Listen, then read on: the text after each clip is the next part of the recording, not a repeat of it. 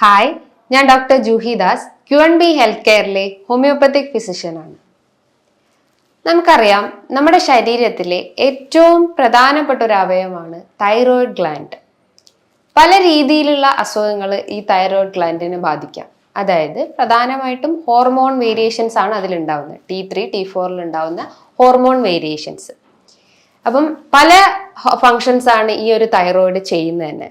അതായത് നമ്മളെ ഗ്രോത്തിനെ പ്രൊമോട്ട് ചെയ്യുന്നു, നമ്മളെ മസിൽസിനെ പ്രൊമോട്ട് ചെയ്യുന്നു, അല്ലെങ്കിൽ മസിൽസിന്റെ ആക്ടിവിറ്റി ഇമ്പ്രൂവ് ചെയ്യാൻ സഹായിക്കുന്നു, ഹാർട്ട് റേറ്റ് കൺട്രോൾ ചെയ്യുന്നു, നമ്മളെ സ്കിന്ന്, ഹെയർ, നമ്മളെ മൂഡ് സ്വിങ്സ്, നമുക്ക് ഡൈജഷൻ കറക്റ്റ് ചെയ്യാനും അങ്ങനെ പല രീതിയിലുള്ള ഫങ്ഷൻസ് തൈറോയിഡ് ചെയ്യുന്നു. അപ്പോൾ ഈ ഹോർമോൺസിൽ എന്തെങ്കിലും ഒരു വേരിയേഷൻസ് വരുമ്പം ഇതിലൊക്കെ വേരിയേഷൻസ് കാണിക്കും. മൂഡ് സ്വിങ്സ് ഉണ്ടാവാം, ഡൈജസ്റ്റീവ് ഇഷ്യൂസ് ഉണ്ടാവാം, സ്കിന്നിൽ ഡ്രൈനെസ് അനുഭവപ്പെടാം, നമുക്കൊരു വീക്ക്നെസ് ഫീലിങ്സ് ഉണ്ടാവാം, ലതാർജി, ഒന്നിലൊരു ഇൻവോൾവ്മെന്റ് ഇല്ലാത്തൊരവസ്ഥ, അങ്ങനെ പല സിംറ്റംസ് ആയിരിക്കും തൈറോയിഡിൽ വേരിയേഷൻസ് വരുമ്പം കാണിക്കാം.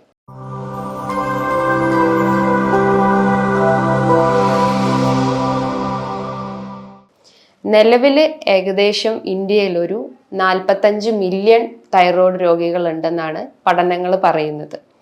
അതിൻ്റെ ഒരു മെയിൻ ഫങ്ഷൻ അല്ലെങ്കിൽ അതിൻ്റെ ഒരു മെയിൻ റീസൺ എന്ന് പറയുമ്പം എന്താണ്, നമ്മളെ ലൈഫ് സ്റ്റൈൽ തന്നെ. ലൈഫ് സ്റ്റൈൽ എന്ന് പറയുമ്പോൾ നമ്മളെ ഫുഡിൽ ഉണ്ടാവുന്ന വേരിയേഷൻസും നമ്മളെ എക്സസൈസ് ഇല്ലാത്തൊരവസ്ഥയും അങ്ങനെ പല ഫാക്ടേഴ്സാണ്. ചിലപ്പോൾ എൻവയോൺമെന്റൽ പൊല്യൂഷൻസ് ആവാം. അങ്ങനെ പല ഫാക്ടേഴ്സ് ഈ തൈറോയിഡ് ഹോർമോൺസിൽ വേരിയേഷൻസ് ഉണ്ടാക്കുന്നു. അപ്പം പല പേഷ്യൻസും വന്ന് ചോദിക്കാറുണ്ട്, ഈ തൈറോയിഡ്, അതായത് ഇനീഷ്യലി അവർക്ക് ചിലപ്പോൾ സിംറ്റംസ് ഒന്നും കാണിക്കില്ല. അപ്പോൾ ഒരു സിംറ്റംസ് വന്നു തുടങ്ങി കഴിഞ്ഞാൽ പേഷ്യൻസ് വന്ന് ചോദിക്കും, ലൈഫ് ലോങ് ഈ തൈറോയിഡിന് മെഡിസിൻസ് എടുക്കണോ, അല്ലെങ്കിൽ ഡയറ്റ് മാത്രം ഫോളോ ചെയ്താൽ മതിയോ, അല്ലെങ്കിൽ എന്തെങ്കിലും സർജറി ചെയ്യണോ, അങ്ങനെ പല സംശയങ്ങളൊക്കെ പേഷ്യൻസ് വന്ന് ചോദിക്കാറുണ്ട്. അപ്പം അങ്ങനെ എന്തെങ്കിലും സംശയങ്ങൾ, അത്തരം സംശയങ്ങൾക്കുള്ളൊരു ആൻസറാണ് ഞാൻ ഈ വീഡിയോയിലൂടെ പറയുന്നത്. നമുക്കറിയാം, ഈ തൈറോയിഡ് ഗ്ലാൻഡ് ഉൽപ്പാദിപ്പിക്കുന്ന ഹോർമോൺസ് ആണ് T3, T4. അതായത് ട്രൈ ഐഡോ തൈറോക്സിനും ടെട്രാഐഡോ തൈറോക്സിനും. അങ്ങനെ 2 ഹോർമോൺസ് ആണ് ഈ തൈറോയിഡ് ഗ്ലാൻഡ് ഉൽപ്പാദിപ്പിക്കുന്നത്. അപ്പൊ ഇതിൽ എന്തെങ്കിലും ഒരു വേരിയേഷൻസ് കാണിക്കുമ്പോഴാണ് നമുക്ക് ഈ സിംറ്റംസ് ആയിട്ട് കാണിക്കുന്നത്. ഈ തൈറോയിഡ് ഗ്ലാൻഡിൽ ഉണ്ടാവുന്ന ഒരു ഡിസോർഡേഴ്സിനെ നമുക്ക് 2 രീതിയിലായിട്ട് തരംതിരിക്കാം. പ്രധാനമായിട്ടും hypo thyroidism and hyper thyroidism. Hyper thyroidism എന്ന ആ ഒരു വാക്കും തന്നെ നമുക്ക് ഉദ്ദേശിക്കാം. എന്താണ് ഹൈപ്പർ? എന്തോ അവിടെ ഹൈ ആയിട്ടുണ്ടെന്ന് മനസ്സിലാക്കാം. നമുക്കറിയാം, ഈ എൻഡോക്രൈൻ ഡിസോർഡേഴ്സിൽ വരുന്ന മെയിൻ ഒരു ഡിസോർഡർ ആണ് ഈ തൈറോയിഡ് ഗ്ലാൻഡിൽ ഉണ്ടാവുന്ന ഡിസോർഡേഴ്സ്. എൻഡോക്രൈനോളജിയിൽ വരുന്ന ഒരു മെയിൻ പാർട്ടാണ് പിറ്റ്യൂട്ടറി ഗ്ലാൻഡ്. ഈ പിറ്റ്യൂട്ടറി ഗ്ലാൻഡിന്റെ സഹായത്തോടെയാണ് പല ഹോർമോൺസും നമ്മളെ ബോഡിയിൽ പ്രൊഡ്യൂസ് ചെയ്യുന്നത്. അതായത് ആന്റീരിയർ പിറ്റ്യൂട്ടറി ഉണ്ട്, പോസ്റ്റീരിയർ പിറ്റ്യൂട്ടറി ഉണ്ട്. ആന്റീരിയർ പിറ്റ്യൂട്ടറി നിന്ന് സെക്രീറ്റ് ചെയ്യുന്ന ഒരു ഹോർമോൺ ആണ് thyroid stimulating hormone. Thyroid stimulating hormone എന്ന് പറയുമ്പോൾ എന്താ, തൈറോയിഡിന് തൈറോയിഡ് ഹോർമോൺസിൽ എന്തെങ്കിലും ഒരു വേരിയേഷൻസ്, അതായത് T3, T4 എന്തെങ്കിലും ഒരു വേരിയേഷൻസ് കാണിക്കുമ്പം തൈറോയിഡ് സ്റ്റിമുലേറ്റിംഗ് ഹോർമോണിന് ആ ഒരു സിഗ്നൽ കിട്ടും. അപ്പൊ എന്ത് ചെയ്യും, T3, T4 അവർ കുറയ്ക്കാനും കൂട്ടാനും സഹായിക്കുന്നു. ആ ഒരു വേരിയേഷൻസ് ആണ് ഈ ഹൈപ്പോ തൈറോയിഡിസത്തിലും ഹൈപ്പർ തൈറോയിഡിസത്തിലും നടക്കുന്നത്. ഹൈപ്പർ തൈറോയിഡിസം എന്ന് പറയുമ്പോൾ എന്താണ്, അവിടെ ഫങ്ഷൻസ് എല്ലാം ഒരു ഹൈ ആയിട്ടിരിക്കുന്നു. ഹൈ ആയിട്ടിരിക്കുമ്പോൾ എന്താ, TSH തൈറോയിഡ് സ്റ്റിമുലേറ്റിംഗ് ഹോർമോൺസ് എന്ത് ചെയ്യും, അതിനെ കുറയ്ക്കാൻ സഹായിക്കുന്നു. അപ്പൊ അവിടെ എന്താ, ലാബ് വാല്യൂസ് നോക്കുമ്പോൾ TSH എപ്പോഴും അവിടെ ലോ ആയിട്ടായിരിക്കും ഇരിക്കുക. പക്ഷെ അവിടെ T3, T4 ഹൈ ആയിട്ടിരിക്കും. ഹൈപ്പോ തൈറോയിഡിസ് ആണെങ്കിൽ ഇവിടെ ഫങ്ഷൻസ് എല്ലാം ഒരു ലോ ആണ്. ലോ എന്ന് പറയുമ്പോൾ അപ്പൊ TSHന് ഒരു സിഗ്നൽ കിട്ടും, ഈ ഫങ്ഷൻസ് ഇവിടെ, ഈ ഒരു ഹോർമോൺസ് ഇവിടെ ലോ ആണെന്ന് മനസ്സിലാക്കാം. അപ്പൊ TSH എന്ത് ചെയ്യും, അതിനെ കൂട്ടാൻ സഹായിക്കുന്നു. അപ്പൊ നമ്മളൊരു വാല്യൂസ് നോക്കുമ്പോൾ TSHന്റെ വാല്യൂ ഹൈ ആയിട്ടും T3, T4 വാല്യൂ ലോ ആയിട്ടും ഇരിക്കുന്നു. അപ്പം ഇതിലുണ്ടാവുന്ന ഒരു വേരിയേഷൻസ്, അല്ലെങ്കിൽ ഈ ഹോർമോൺസിൽ ഉണ്ടാവുന്ന വേരിയേഷൻസ് ആണ് നമ്മളെ ബോഡിയിൽ പല ലക്ഷണങ്ങളും കാണിക്കുന്നത്. ഈ ഫങ്ഷൻസ് എല്ലാം തെറ്റിപ്പോകുമ്പം അത് മൂഡ് സ്വിങ്സ് ആയിട്ടും, കോൺസ്റ്റിപ്പേഷൻ, ഡയേറിയ, അല്ലെങ്കിൽ ഗ്യാസ് ട്രബിൾസ്, അല്ലെങ്കിൽ മസിൽസിലൊക്കെ ഒരു വീക്ക്നെസ് അനുഭവപ്പെടുന്നു, ഒരു ഡ്രൈനെസ് അനുഭവപ്പെടുന്നു, അങ്ങനെ പല ലക്ഷണങ്ങളായിരിക്കും ഓരോ പേഷ്യൻസിലും കാണിക്കുക. ഇനീഷ്യലി ചിലപ്പോൾ അവർക്ക് സിംറ്റംസ് ആയിട്ടൊന്നും കാണിക്കില്ല, ജസ്റ്റ് ഒരു വീക്ക്നെസ് മാത്രമായിരിക്കും. ചിലപ്പോൾ അവരൊരു ലാബ് ടെസ്റ്റ് ചെയ്താൽ, ലാബ് പോയിട്ട് നമ്മൾ ടെസ്റ്റ് ചെയ്യുമ്പോഴായിരിക്കും അതിൽ T3, T4, TSHലൊക്കെ വേരിയേഷൻസ് കാണിക്കാം. നമ്മൾ നോർമലി ഈ ഒരു ടെസ്റ്റ് എന്ന് പറയുമ്പം തൈറോയിഡ് ഫംഗ്ഷനിങ് ടെസ്റ്റ്, അതൊരു ബ്ലഡ് ടെസ്റ്റ് ആണ്. ഏകദേശം ഒരു 300-500 രൂപ അതിന്റെ റേറ്റ് വരുന്നുള്ളൂ.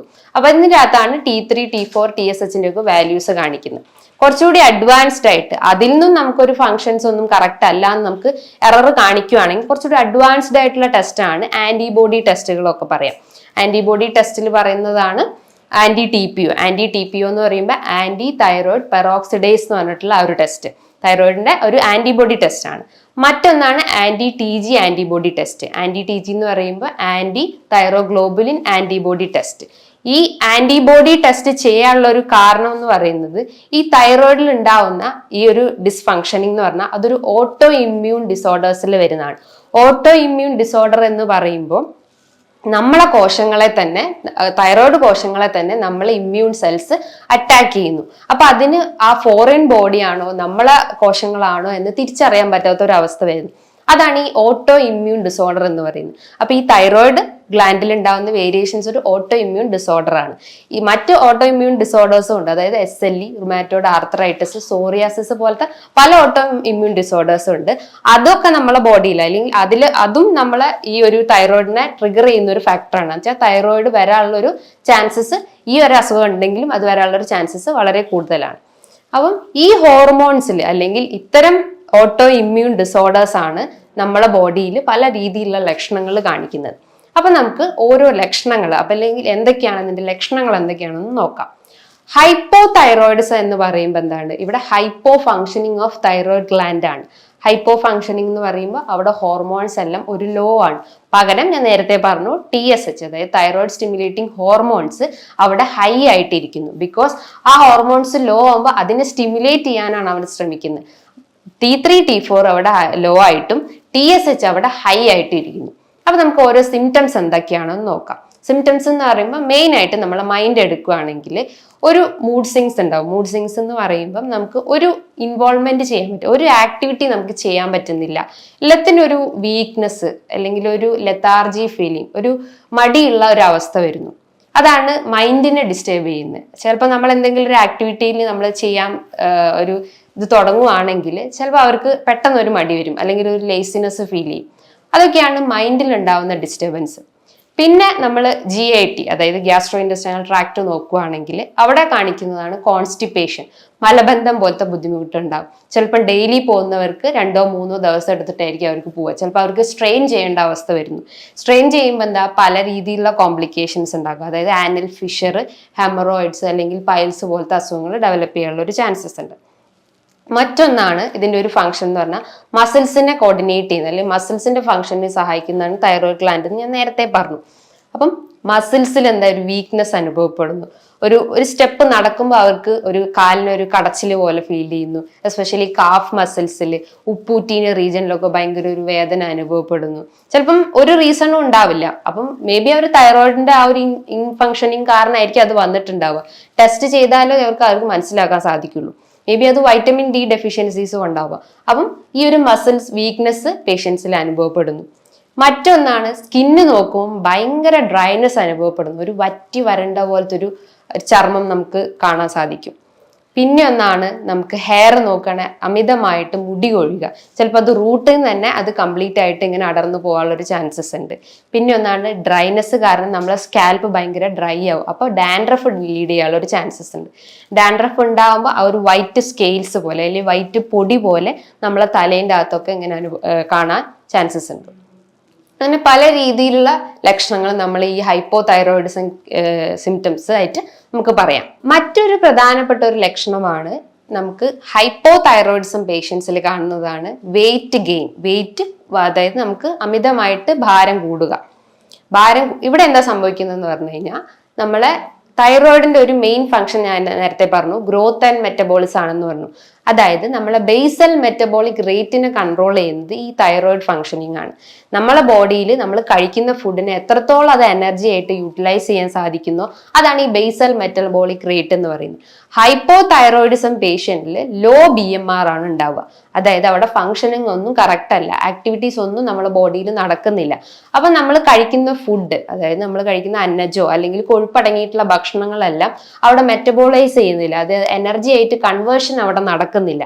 പകരം അതെന്ത് ചെയ്യും, ഓരോ ഏരിയാസിലും നമ്മളെ കയ്യിൻ്റെ ഇടയിലും അല്ലെങ്കിൽ തൊടയിലും നമ്മളെ ബട്ടക്സ് റീജിയണിലും അങ്ങനെ പല ഏരിയാസിലും അത് ഫാറ്റ് ആയിട്ട് സ്റ്റോർ ചെയ്ത് വെക്കുന്നു. അങ്ങനെ ആ പേഷ്യൻസിന്റെ വെയിറ്റ് നോക്കുമ്പോൾ ഹൈ ആയിട്ടിരിക്കും.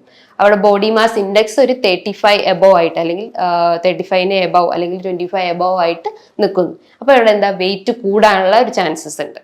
പക്ഷെ ഹൈപ്പർ തൈറോയിഡിസം പേഷ്യൻസിൽ അവിടെ വെയിറ്റ് കുറയാനാണ് ചാൻസ് ഉള്ളത്.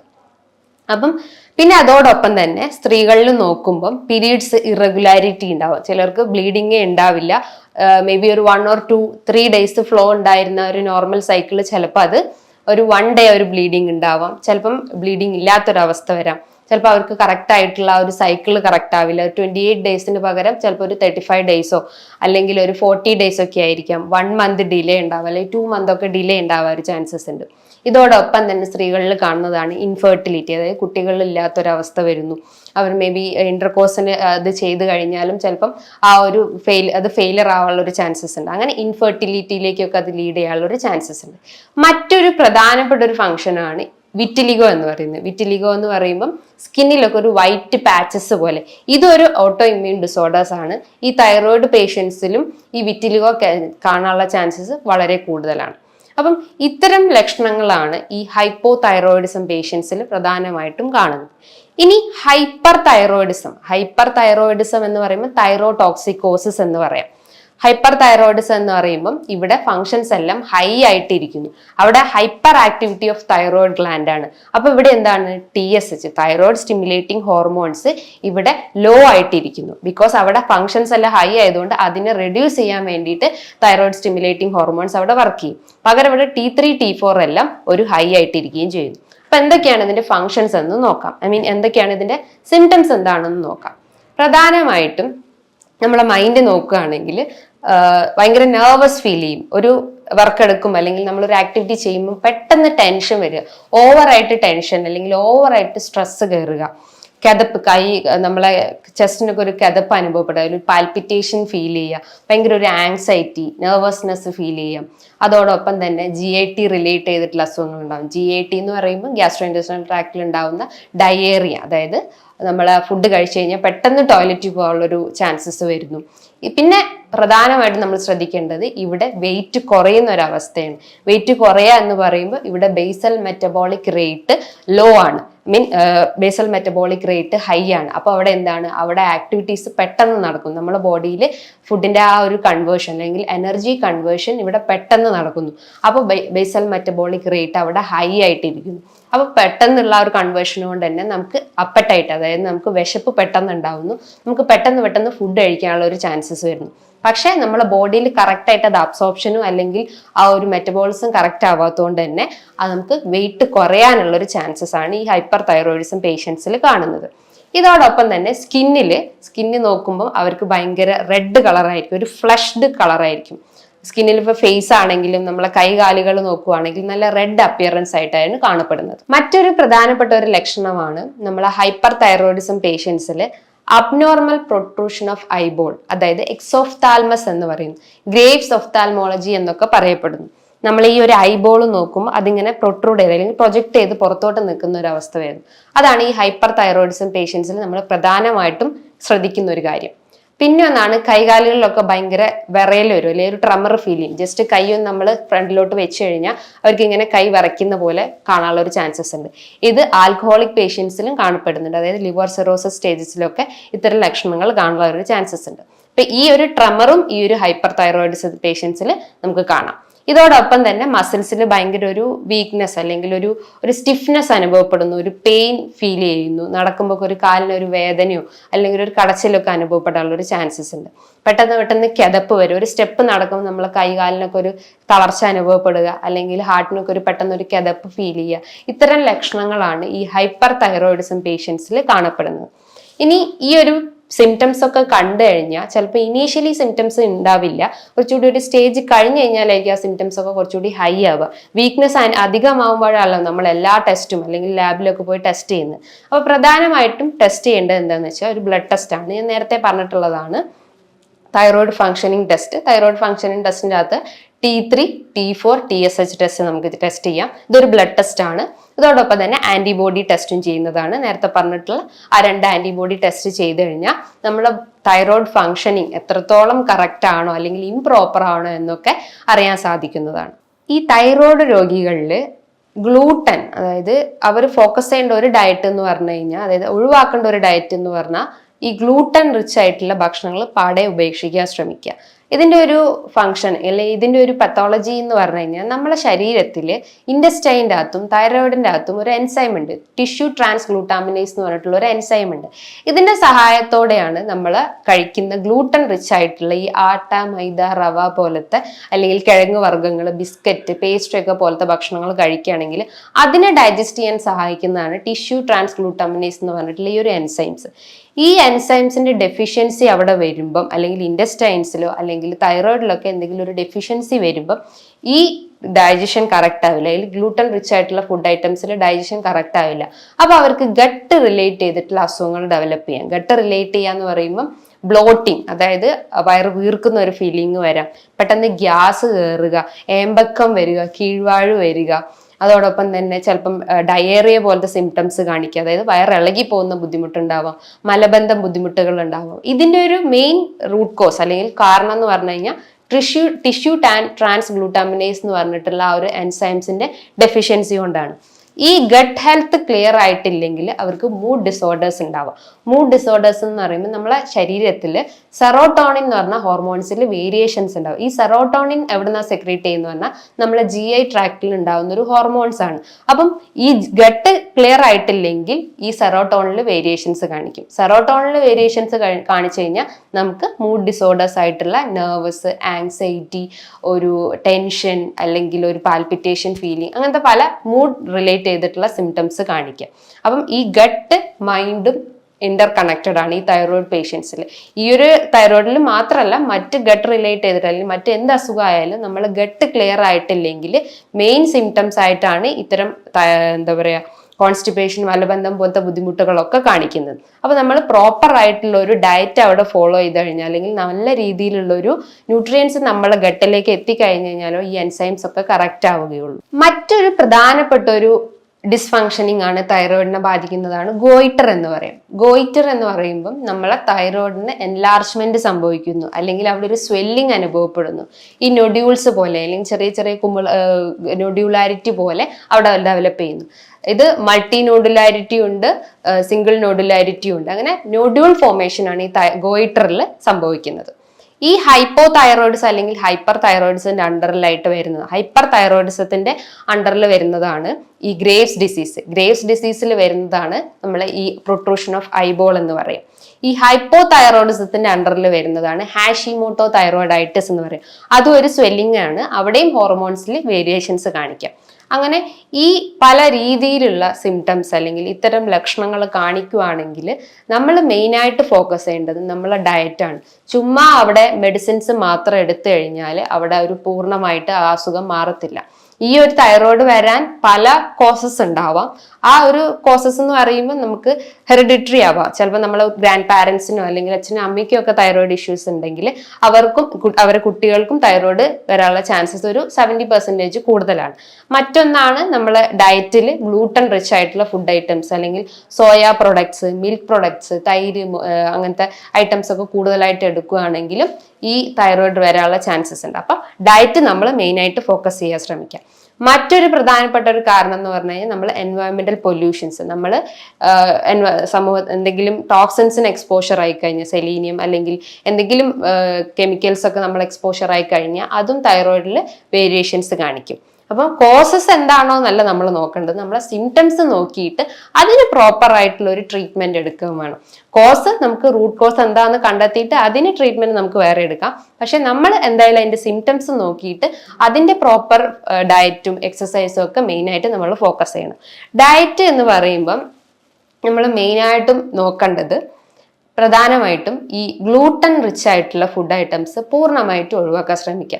ബിക്കോസ് ഗ്ലൂട്ടൻ ഭക്ഷണങ്ങളാണ് ഈ ആട്ട അല്ലെങ്കിൽ നമ്മളെ മൈദ, റവ പോലത്തെ ഭക്ഷണങ്ങൾ. അത് പൂർണ്ണമായിട്ടും ഒഴിവാക്കാൻ ശ്രമിക്കുക. അതോടൊപ്പം തന്നെ soya products, soya oils, soya beans ഒക്കെ ഉണ്ടെങ്കിൽ അത് നമ്മളെ ഡയറ്റിൽ ഒഴിവാക്കാൻ ശ്രമിക്കാം. മിൽക്ക് പ്രൊഡക്ട്സ്, അതായത് ലാക്ടോസ് ഇൻടോളറൻസ് വരാനുള്ള ഒരു ചാൻസസ് ഉണ്ട്. അപ്പോൾ ലാക്ടോസും ഗ്ലൂട്ടനും റിച്ച് ആയിട്ടുള്ള ഭക്ഷണങ്ങൾ പൂർണ്ണമായിട്ട് ഒഴിവാക്കാൻ ശ്രമിക്കാം. ഇതിന് പകരം നമുക്കുള്ള ഡയറ്റിൽ നമ്മൾ നല്ല രീതിയിലുള്ള വൈറ്റമിൻസ് റിച്ച് ആയിട്ടുള്ള vitamin B12, vitamin D rich ആയിട്ടുള്ള ഭക്ഷണങ്ങളൊക്കെ എടുക്കുന്നത് നല്ലതാണ്. ഈ വൈറ്റമിൻ D ആണ് ഒരു സൺഷൈൻ വൈറ്റമിൻ D. അത് അതിൽ വേരിയേഷൻസ് കാണിക്കുമ്പോൾ തൈറോയിഡ് പേഷ്യൻസിലും ആ സിംറ്റംസ് കാണിക്കാനുള്ള ഒരു ചാൻസസ് ഉണ്ട്. അപ്പോൾ വൈറ്റമിൻ D നന്നായിട്ട്, അതായത് വെയിൽ കൊള്ളാൻ ശ്രമിക്കാം. അതോടൊപ്പം തന്നെ സെലീനിയം, അയേൺ, സിങ്ക് ഇതൊക്കെ ഈ ഒരു തൈറോയിഡ് ഫംഗ്ഷനെ പ്രൊമോട്ട് ചെയ്യുന്നതാണ്. സെലീനിയം, സിങ്കും അയേണും ഒക്കെ, അതായത് പലർക്കുള്ള സംശയമാണ് അയോഡിൻ ഡെഫിഷ്യൻസി മാത്രമാണോ ഈ തൈറോയിഡിൽ വേരിയേഷൻസ് കാണിക്കുന്നത്. പണ്ടത്തെ ഒരു പഠന റിപ്പോർട്ടിൽ പറയുന്നത് അയഡിൻ ഡെഫിഷ്യൻസി ആണ് എന്ന് പറയുന്നുണ്ട്. പക്ഷെ അത് അവർക്ക് അവിടെ ഒരു പാർഷ്യലി പ്രൂവ്ഡ് ആണ്. പക്ഷെ ഇന്നത്തെ സ്റ്റഡീസിൽ പറയുന്നത് അയഡിൻ മാത്രമല്ല, നേരത്തെ പറഞ്ഞിട്ടുള്ള കോസസ് എല്ലാം തൈറോയിഡിലേക്ക് ലീഡ് ചെയ്യാനുള്ള ഒരു ചാൻസസ് ഉണ്ട്. അപ്പം സാൾട്ടിന്റെ ഇൻടേക്ക് കൂട്ടുക, അതായത് അയഡൈസ്ഡ് സാൾട്ട് എടുക്കാൻ ശ്രമിക്കുക. സെലീനിയം റിച്ച് ആയിട്ടുള്ള നല്ല നല്ല നട്ട്സ് ഐറ്റംസ്, ബദാം, ആൽമണ്ട്, ബ്രസീൽ നട്ട്സ്, അങ്ങനെ നട്ട്സ് ഐറ്റംസ് എടുക്കാൻ ശ്രമിക്കുക. ഇതിൻ്റെ അകത്ത് ഒരുപാട് ആന്റി ഓക്സിഡന്റ് പ്രോപ്പർട്ടി അല്ലെങ്കിൽ ആന്റി ഇൻഫ്ലമേറ്ററി പ്രോപ്പർട്ടി ഉണ്ട്, അതെടുക്കാൻ ശ്രമിക്കുക. അതോടൊപ്പം തന്നെ വൈറ്റമിൻ B12 റിച്ച് ആയിട്ടുള്ള ചെറിയ ചെറിയ ലീഫി വെജിറ്റബിൾസ്, ഫിഷ് ഐറ്റംസ് ആയിട്ടുള്ള അയല അല്ലെങ്കിൽ മത്തി, കണവ, അങ്ങനത്തെ ചെറിയ മത്സ്യങ്ങൾ എടുക്കാൻ ശ്രമിക്കുക. ഇതിൻ്റെ അകത്തും omega-3 ഫാറ്റി ആസിഡ്സ് ഒരുപാട് അടങ്ങിയിട്ടുണ്ട്. ഇതും നമ്മളെ ബോഡിയിൽ എന്തെങ്കിലും ഒരു സ്വെല്ലിങ്ങോ നീർക്കെട്ടോ ഉണ്ടെങ്കിൽ അത് കുറയ്ക്കാൻ സഹായിക്കുന്നതാണ്. അപ്പം നമ്മൾ ഡയറ്റിൽ ഇത്തരം കാര്യങ്ങൾ ഫോക്കസ് ചെയ്ത് കഴിഞ്ഞാൽ നമുക്ക് ഈ ഒരു അസുഖത്തെ നമുക്ക് ആ ഒരു കംപ്ലീറ്റ് ആയിട്ട് നമുക്ക് മാറ്റിയെടുക്കാൻ സഹായിക്കാം. ഇതോടൊപ്പം തന്നെ നമ്മളെ നല്ല രീതിയിൽ ഒരു വർക്കൗട്ട് ചെയ്യാം. അമിത വണ്ണുള്ള ആളുകളാണെങ്കിൽ വെയിറ്റ് കുറയ്ക്കാൻ ശ്രമിക്കുക. ഒരു 8 to 10 kg മന്ത്ലി ആ ഒരു വർക്കൗട്ടൊക്കെ ചെയ്തിട്ട് അത് റെഡ്യൂസ് ചെയ്യാൻ ശ്രമിക്കുക. വർക്കൗട്ട് എന്ന് പറയുമ്പോൾ കാർഡിയക് എക്സസൈസ് ആവും. നല്ല രീതിയിൽ ഒരു 15 മിനിറ്റ് നടക്കം, അല്ലെങ്കിൽ ഓട്ടം, അല്ലെങ്കിൽ സ്കിപ്പിംഗ്, ജമ്പിങ്, അങ്ങനെ പല രീതിയിലുള്ള എക്സസൈസ് ഡെയിലി ഫോളോ ചെയ്യുന്നതും നല്ലതാണ്. ബിക്കോസ് അത്രയും കലോറി അവിടെ ബേൺ ഔട്ട് ആവുകയാണ്. അപ്പം എക്സസൈസ് ഫോളോ ചെയ്യാൻ ശ്രമിക്കുക. പ്ലസ് ഒരു ഡയറ്റ്, നല്ല രീതിയിൽ ഒരു ഡയറ്റ് ഫോളോ ചെയ്യാൻ ശ്രമിക്കുക. ഒരു തേർഡ് പേഴ്സൺ മാത്രം നിങ്ങൾ മെഡിസിൻസിനെ കണ്ടാൽ മതി. മെഡിസിൻസിനെ മാത്രം ഡിപ്പെൻഡ് ചെയ്തിരുന്നു കഴിഞ്ഞാൽ നമ്മളെ ഡയറ്റ് ഫോക്കസ് ചെയ്തിട്ടില്ലെങ്കിൽ ഈ സിംറ്റംസ് ഹൈ ആവാനുള്ള ഒരു ചാൻസസ് ഉണ്ട്. സോ നമ്മൾ ലൈഫ് ലോങ് മെഡിസിൻസിനെ എടുക്കുന്നതിന് പകരം നമ്മളെ ഡയറ്റിൽ നന്നായിട്ട് ന്യൂട്രിയൻസും വൈറ്റമിൻസും റിച്ച് ആയിട്ടുള്ള ഫുഡ് ഐറ്റംസ് എടുക്കാൻ ശ്രമിക്കുക. ഇനി ഇതുമായി ബന്ധപ്പെട്ട് നിങ്ങൾക്ക് എന്തെങ്കിലും സംശയങ്ങൾ ഉണ്ടെങ്കിൽ താഴെ കാണുന്ന നമ്പറിൽ നിങ്ങൾക്ക് കോൺടാക്ട് ചെയ്യാവുന്നതാണ്. ഇനിയും നല്ലൊരു ഹെൽത്ത് ടോപ്പിക്കുമായി വീണ്ടും കാണാം. Thank you.